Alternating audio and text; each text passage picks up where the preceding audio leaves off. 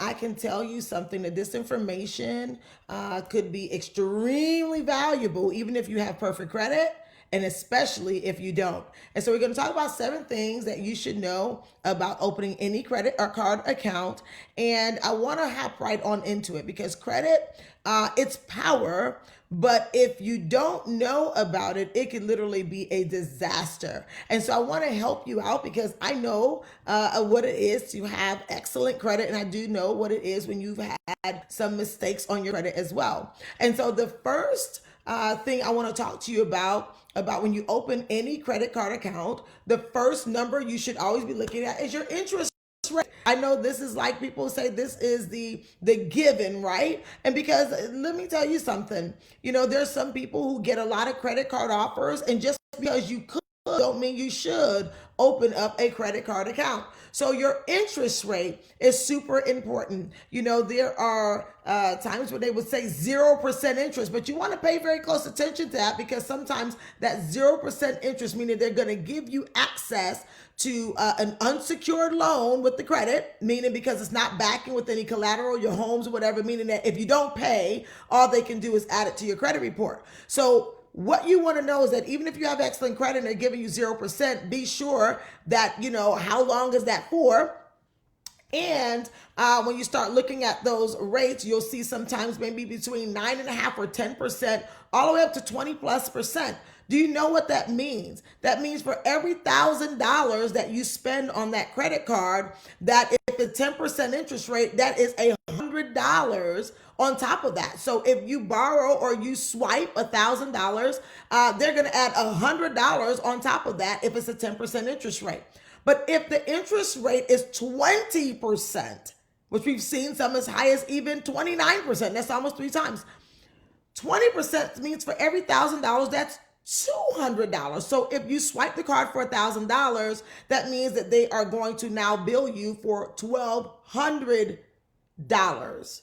And the same thing, if you're at a lower credit score and you can go up high as 30%, that's $300 for every $1,000. So obviously you need to be able to calculate the interest and say, if whatever I'm swiping is not going to make me more money or be more valuable than the cost of that interest, you want to take a second guess. Now, the second thing you want to know about anytime you're looking at any credit card is there any annual fees? Meaning every single year, they're going to charge your card whether you use it or not. And that annual fee, I've seen them from $250, even as high as $500. So obviously, if you have an annual fee of $200 or $250 every single year, whether you charge something or not, you want to make sure that it's worth it. This is why I highly recommend that if you're going to be using credit, it's better to use credit to make money, like for business. Obviously, people don't. But I want you to think about that for a moment. $250, whether you use the card or not, and sometimes $500. So that's something you want to pay attention to is there any annual fees? But if there is, the third thing you want to think about, is there any rewards? Now, if the annual fees can equal or be more than the reward can be more than the annual fee, then it might be worth it. So for instance, you might have a credit card. I know that there are some credit cards that gives amazing rewards. It might be cash back. For every time you're spending money, then you're getting cash back. So let's think about that. If you have a card where the rewards is where it's going to give you some cash back when you spend money, it may offset some of the interest that we pay, right? As well as it might offset maybe the annual fee. And then now being able to leverage or use someone else's money to do other things may start making sense.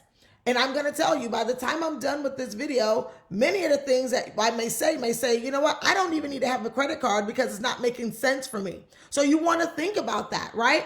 And then now, the annual fees, outside of the interest rate and your annual fees, you're looking at rewards, cash back, things like maybe miles. I know for a card that I have been particularly with American Express, I get tons of Delta miles. sometimes up to 1,000,000 miles. Why? Because every dollar spent, I get miles. And then also at the end of the day, those miles definitely may offset whatever annual fee there is. So for me, it may make sense because I use it primarily for business, and I'm always going to be looking at how I can earn more money off of whatever I'm doing with credit. So you don't want to use too much credit, especially if you're not paying attention to your grace period.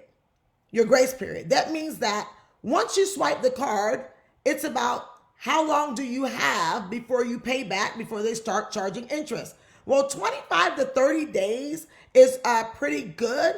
And this is sometimes where you can now pay off balances before the cycle day ends, and that grace period where you can kind of like use someone else's money nearly for free.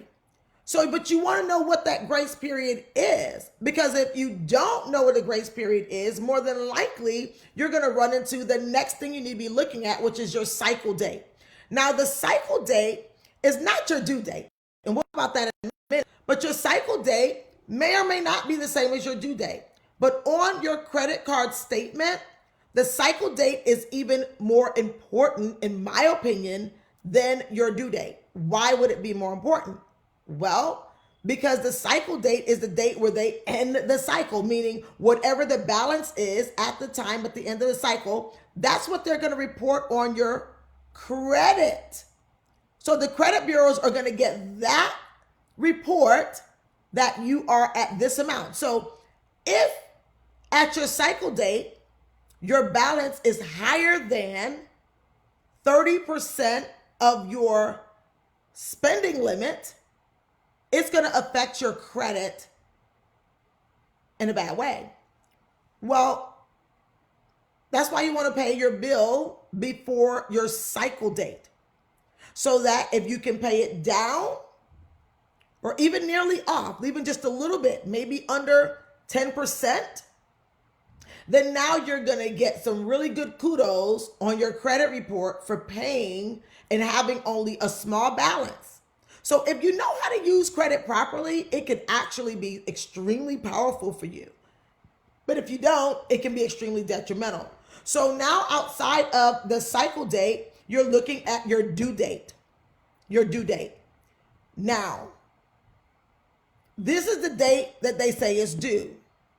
The best way to pay any bill or debt is before your due date. If you're paying it on your due date, more than likely over time, you're going to end up paying it after your due date. And after the due date, it doesn't matter if it's one day, and you want to pay attention, because sometimes they may say it's the due date, but if you pay it after a certain time in the evening, it's going to be credited to the following day. That would make it late. So if your due date, for instance, if you're one calling in, making your phone payments, and your due date says, okay, it is the 10th of every month, but when you call, they say any payment made after 9 p.m. Eastern Standard Time, and you're on the West Coast, and you're thinking 9 p.m. Pacific Standard Time, it's going to the following day, and it now can create the next thing, which you want to watch out for, is a late fee. Those late fees can rack up. Not only if you have high interest, not only if you're paying beyond the cycle date, not only if you're paying after the due date, you can see these fees racking up. And now after you pay after the due date, you got these late fees. And look at these 7 things about credit, and there could be a few more about having credit card accounts. Now, are there any upsides to it? Absolutely. Tons of upsides to it. I do events, I do travel, I do all sorts of things on my credit cards. But because I am paying attention to these 7 things that everyone should know before they open up a credit card account, then now credit can work for you versus against you. Now, at the end of the day, where can you go to learn this type of stuff? Sure, you can Google. Sure, you can, go and read up on it. Your bank probably have information, but have you been reading your credit card statements? But we literally have an option, right? We have a group where we're looking at helping people with their credit, their personal finances, budgeting, savings, have just like about 37K people in there right now that's learning about this stuff. I'd be more than happy to get you in. All you have to do is say, hey, I want in, and we'll let you in. It's free, it's no cost, and tons of free information in there. But importantly, we want to help 20,000 people in America. We want to help them either reduce their debt, increase their credit, stop going from paycheck to paycheck. Because people don't even understand that when there's the misuse to credit, abuse occur, and it literally can just kill your bank balance. And so I just want to know, is this helping anyone? If this is helping,